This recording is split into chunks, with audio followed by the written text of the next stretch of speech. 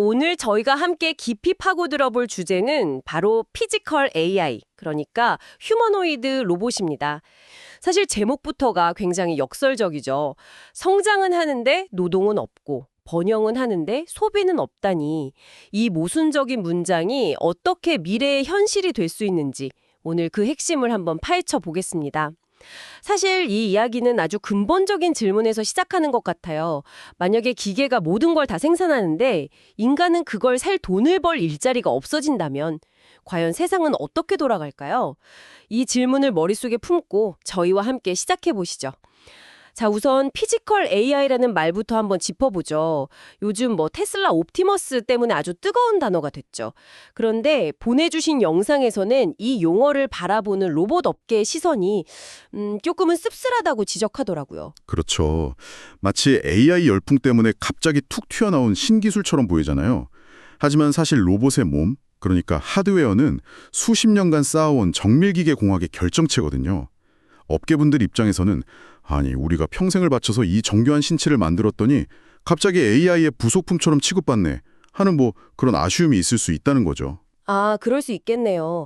몸은 우리가 다 만들어놨더니 이제 와서 뇌만 딱 얹어서 주인공 행세를 한다. 이런 느낌일까요? 정확합니다. 영상에서도 바로 그 지점을 지적해요.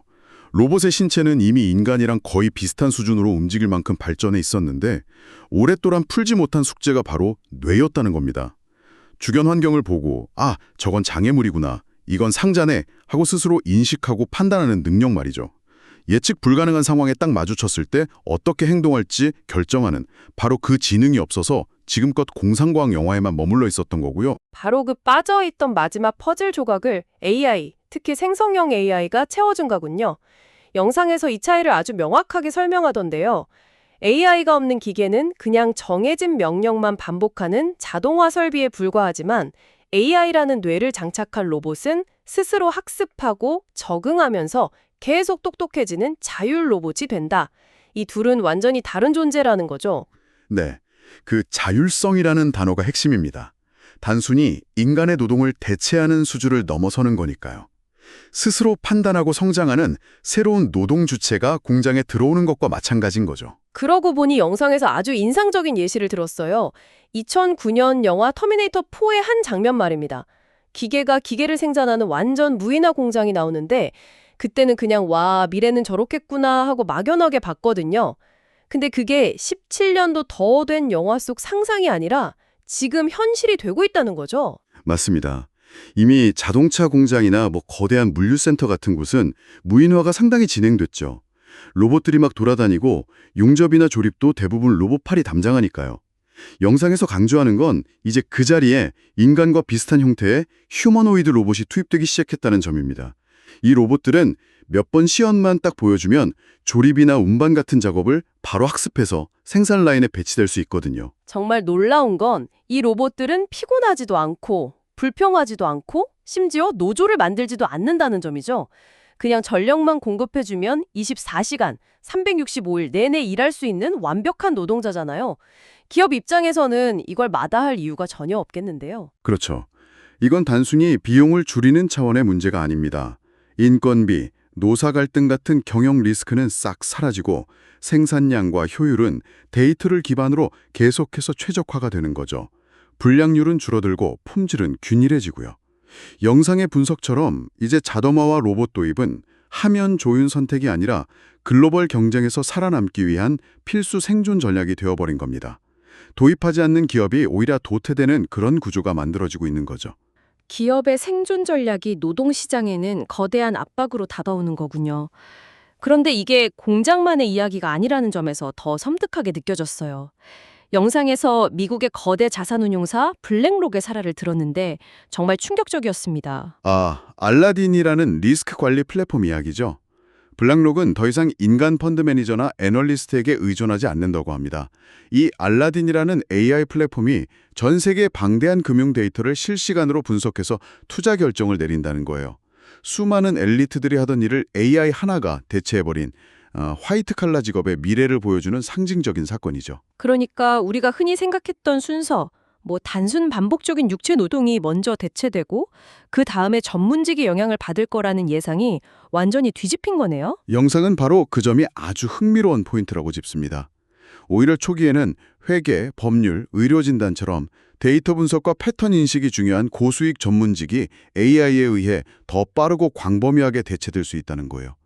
그리고 기술 비용이 점점 더 저렴해지면 그때는 식당 서빙이나 건설 현장의 단순 노동까지 그 범위가 확대될 거라는 전망이죠.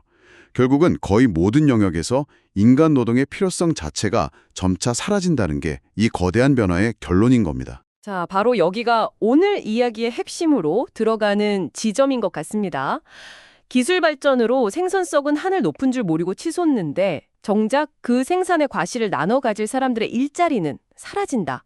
이 엄청난 역설이 발생하는 거죠. 그렇죠. 생산과 소비라는 자본주의의 두 바퀴 중 하나가 그냥 빠져버리는 상황입니다. 노동자들이 일자리를 잃고 소득이 줄어들면 당연히 소비할 여력이 없어지겠죠. 공장에서는 로봇들이 밤새 물건을 찍어내는데 상점에는 그걸 사러 올 사람이 없는 겁니다. 아무리 많이 생산해도 팔리지가 않으면 경제 시스템 전체가 멈춰설 수밖에 없어요. 이 지점에서 영상이 역사학자 유발 하라리의 쓸모없는 계층이라는 개념을 가져오는데 단어 자체가 굉장히 도발적이면서도 무섭게 들렸습니다. 이게 단순히 실업자와는 차원이 다른 이야기입니다. 실업자는 언젠가 다시 일자리를 찾을 수 있다는 희망이라도 있지만 쓸모없는 계층은 경제 시스템 안에서 아예 어떠한 역할도 부여받지 못하는 사람들, 즉 경제적으로 존재 가치가 사라진 사람들을 의미하니까요. 기술이 너무 발전해서 인간의 노동력이 더 이상 필요 없게 됐을 때 대다수의 인류가 이 계층으로 전락할 수 있다는 그런 섬뜩한 경고인 거죠. 상상만 해도 끔찍하네요. 그렇다면 이 문제를 어떻게 해결해야 할까요? 경제가 멈추는 것도 수많은 사람들이 쓸모없는 존재로 전락하는 것도 막아야 할 텐데요. 그래서 등장하는 아이디어가 바로 보편적 기본소득, 즉 UBI입니다. 영상은 UBI를 단순히 가난한 사람을 돕는 복지 정책으로 봐서는 안 된다고 강조해요. 이건 오히려 로봇과 AI가 지배하는 경제 시스템을 유지하기 위한 필수적인 경제 정책이라는 겁니다. 아, 그러니까 사람들이 계속 물건을 사줘야 기업도 경제도 돌아가니까 일자리가 없는 사람들에게 국가가 직접 돈을 줘서 소비자로서의 자격을 유지시켜준다. 이런 논리군요. 정확합니다. 시장 붕괴를 막고 동시에 사회 안정을 지키기 위한 고도의 전략인 셈이죠. 근데 여기서 정말 소름 돋는 지점이 나옵니다. 이 미래적인 이야기가 사실은 이미 우리 주변에서 거대한 예행 연습을 거쳤다는 분석이에요. 혹시 팬데믹 때 받았던 재난지원금이나 지역 화폐 같은 걸 말씀하시는 건가요? 바로 그겁니다.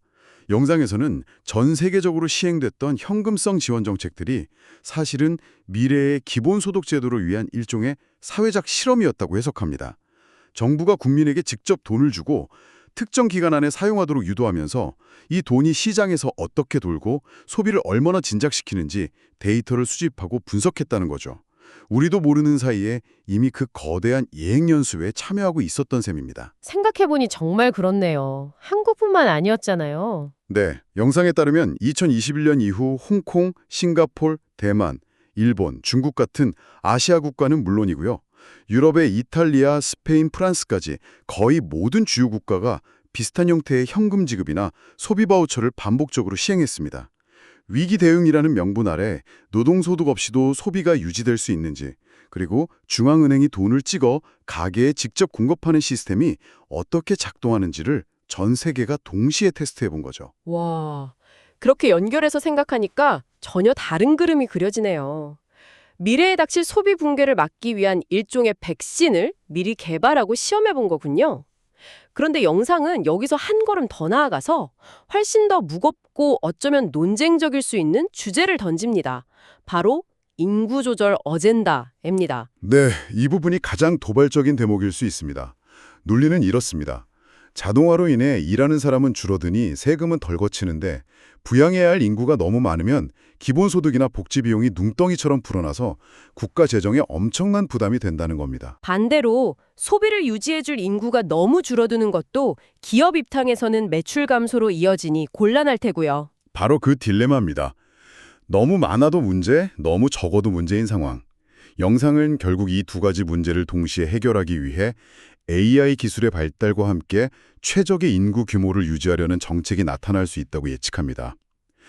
생산은 AI와 로봇이 전담하고 국가는 통화 시스템을 통해 특정 규모의 인구에게 소비할 돈을 배분해주는 사회. 이 시스템을 안정적으로 유지하기 위해 출산율을 조절하는 등 인위적인 인구 관리 정책이 등장할 수 있다는 거죠. 기술과 자본의 논리가 결국 인간의 삶과 죽음까지 관리하는 방향으로 흘러갈 수 있다는 경고네요. 영상이 이 흐름의 끝을 디지털 전체주의 시대의 문턱이라고 표현했던데 그 의미가 이제야 확 와닿습니다. 네. 모든 개인의 소득이 국가가 배분하는 디지털 화폐로 지급되고 그 소비 패턴이 실시간으로 추적된다면 국가는 개인을 통제할 수 있는 막강한 권력을 갖게 되겠죠. 이 거대한 변화 속에서 개인은 어떻게 살아남아야 하는가 하는 혹독한 질문이 우리 앞에 놓인 셈입니다. 그렇다면 이 모든 분석이 지금 이 방송을 듣고 계신 당신에게는 과연 무엇을 의미할까요? 영상의 마지막 부분은 바로 이 질문에 대한 답을 찾아 나섭니다. 전통적인 일자리가 사라지는 세상에서 우리는 어떻게 돈을 벌고 어떻게 가치를 증명하며 살아가야 할까요? 흔히들 인간 고유의 창의성이나 감성을 대안으로 이야기하죠. 하지만 영상은 그조차도 낙관하기 어렵다고 지적합니다.